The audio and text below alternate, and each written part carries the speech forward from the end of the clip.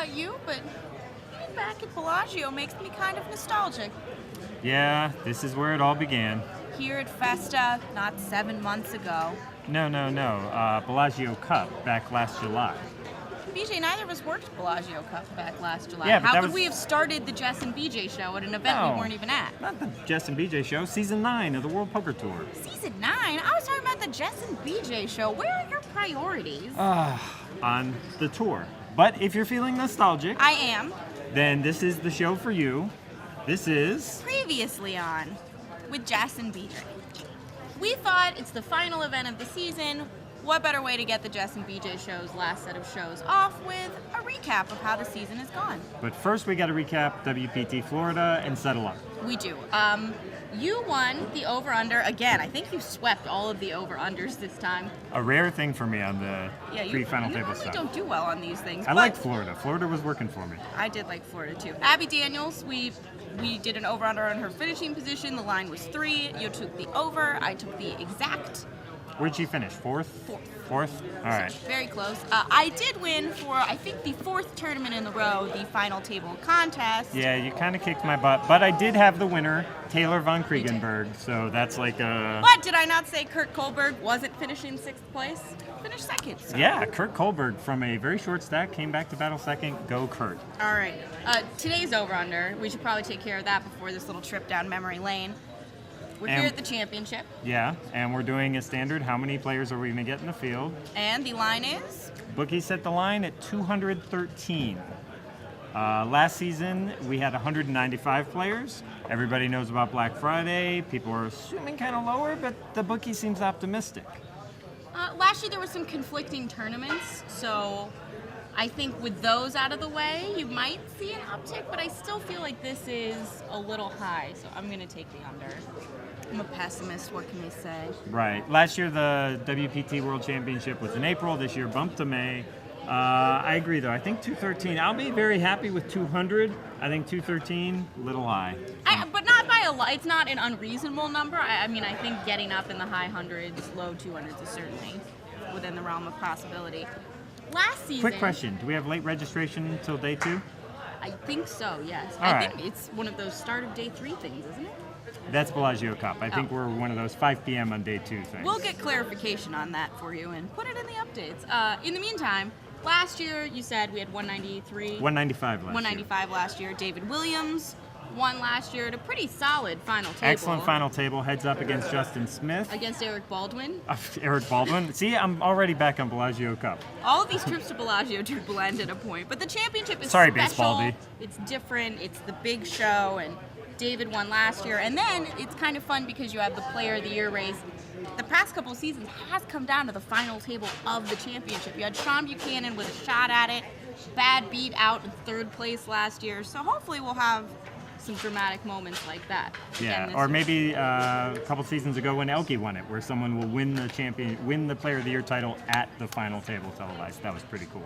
All right, you were so eager to talk about Justin Smith that I Justin think it's Smith time final to... tabled the Bellagio Cup and finished Yes. 2nd. Let's talk season 9. He Okay. did final table Bellagio Cup. Kicked off the season with a great final table. Justin Smith making consecutive Bellagio Cup final table appearances, moving up from 3rd to 2nd. And not breaking his leg this year. And no injuries this time. You know who finished 3rd at that one? I think I do. Are you going to tell me? Sure. Phil Ivey. Yes. Phil Ivey. Moritz Kranich defeats this really tough final table and kicks off a season where the Europeans had a really good showing over the course of the year. So he started off, then we went to the bike, and we all got to know a man we've become very familiar with. Andy Frankenberger. Yes. Almost in the process of pulling a Pelton. Almost did it, too. A Pelton. What is pulling a Pelton? You know, pulling a Pelton, winning Legends of Poker, and then getting 3rd at Festa. He didn't quite do that. He got 5th at Festa, but similar to Joe Pelton's Season 5 run at Player of the Year, where J.C. Tran ended up edging him out at the last. Yeah, that was that brief period. I didn't follow the tour for a couple of months. That was kind of during my missed moment. Well, Sorry, Joe Pelton. Good try on pulling a Pelton, Andy. Only if he clinches the Player of the Year title. Joe didn't win Player of the Year. Oh, that's right. Ooh, hope you don't pull a Pelton, Frankenberger. Yeah. Sorry, Joe Pelton. Hope you're not watching. This season we had a ton of European events, and while we didn't get to go, we did get to follow from home and see some of the cool stuff that was happening. Went to Paris, went to London, and in London you had this British poker invasion continuing with Jake Cody winning the main event there. A British poker invasion in London, so a British invasion of Britain? Yes. They invaded themselves, and Jake Cody led the charge and won the whole thing. Okay, I'll go with that. Okay. And then I think we have a live updates favorite that came after that. Somebody shocked the world. Dwight Pilgrim at the Borgata Poker Open. Yes. He shocked the world. Largest field in WPT history with over 1,000 players. One of my favorite final tables of all time, just to watch. And then from there, let us pause briefly to commemorate the birth of the Jess and BJ Show at the start of Festa, but at the end of Festa, people were more preoccupied with the fact that Randall Flowers became the youngest two-time WPT winner ever at 22, 2 titles, and another really great final table. Bellagio's just been solid final tables all season. And you think 2 WPT titles is more important than the premiere of the Jess and BJ Show, the inaugural tournament? Of course not, tournament? but I feel like people misunderstand the importance. Oh, you're pulling aside your personal feelings to Yes. kind of put up a front I'm trying for to the be an show. objective journalist. Okay. Journalist. Then we took a little break, but we ended up back at Bellagio around Christmas time, where Another great final table, Vanessa Rousseau coming in with the chip lead, but Antonio Esfandiari, on his birthday, no less. on his birthday, took down his second WPT title 7 seasons after his first one back in season 2. Yeah, that was a great final table too. Another European that we should mention, during the spring, we're talking about Frankenberger and Vivek and who's going to win the Player of the Year race, and then Alessio Isaiah, the Italian who won WPT Venice, goes on this heater, wins Venice, then gets 7th in Vienna, and then cashes in Bratislava, and he is now 3rd in the Player of the Year race.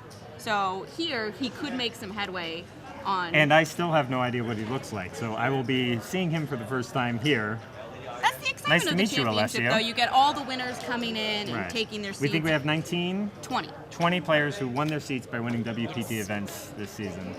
Other highlights this week, you had Greg Brooks winning a really big LAPC Yes. with Vivek Rajkumar starting his back-to-back final table showings with 2nd at LAPC and 3rd Also at putting him deep in the A101. running for Player of the Year. Yeah, he is now 2nd and can, with pretty much a cash, Depending on the tie, field size yeah. and how they pay it out. But he doesn't have to final table, is what we're saying. Right. So. But there are a lot of people who will probably be in this field who could tie or pass Frankenberger with a final table. One of those won Florida. Taylor Von Kriegenberg just a couple weeks ago, taking down the Seminole Hard Rock Showdown, the first ever one of those. Over $1 million in prize money for that. He's one of those people in contention for Player of the Year, which begs the question, who is winning Player of the Year this year, BJ? I still got to say I like Vivek, but I still got to say Frankenberger's the favorite. He's got only a small lead against Vivek, but again, he can cash too. I expect Frankenberger to be here and probably make a pretty solid run. See, I was going to take Andy too, I have to be honest, but if you're taking him, I feel like I should go out on a limb and take someone else. You know what? I'm going to say Greg Brooks is going to be our Player of the Year. I feel like he's been playing well. LAPC was his first WPT, kind of played on a whim, and then it seems like he's been playing a lot lately, playing really well. My vote, Gregory Brooks. See, I thought you were going to go further back and go like Marchese, who needs a lot more points. I think Marchese, who already has 2 final tables this season. He's the dark horse, I think. I would not be surprised at all to see him. And he's about a final table away. If he final tables this and Frankenberger doesn't cash, I think he's got it. Yes. He is one of those people that can, with a final table, take it down. That's the beauty of the championship, which brings us to our question of the day. What is your favorite championship? I'm going first? Yes. Well, for me, I think it comes down to history. This is the championship that's been really around the longest. It's the big one. It's the one people dream about winning. It's the World Series. BJ, what are you talking about? Baseball, Jess. I'm talking no, not that other. Baseball. World Series of baseball. I mean, it's America's game. World Series has been around since 1903. It's, not always the most exciting because sometimes they'll just sweep them in 4 and things like that. But it's just, even if I hate the team, even if the Yankees are winning, sorry Yankees fans, the World Series, it's on another level. All right. All right, favorite championship. The NCAA Men's Basketball Championship. It's March Madness. There's nothing like it. 64 teams. Anybody can take it down. It's awesome. The whole tournament? Well, The whole tournament is called the championship, much Yeah, like but this really- whole tournament is called the championship. Yeah, but it's only the final game is the championship game. So you're telling me Eric Baldwin and David Williams are the only people who played for the championship last year? No, because I think poker is very different than basketball. I think it's more comparable to something. I just don't think that you golf. can appreciate the championship, the ultimate final match of the championship, without appreciating the road that people took to get there, and that's the beauty of But it. isn't that true of every championship? I I mean, can't April wait counts as to much go as on September hiatus in baseball. so we don't have to have these conversations anymore. Oh, I'll be texting you. I'll delete you. I will block you from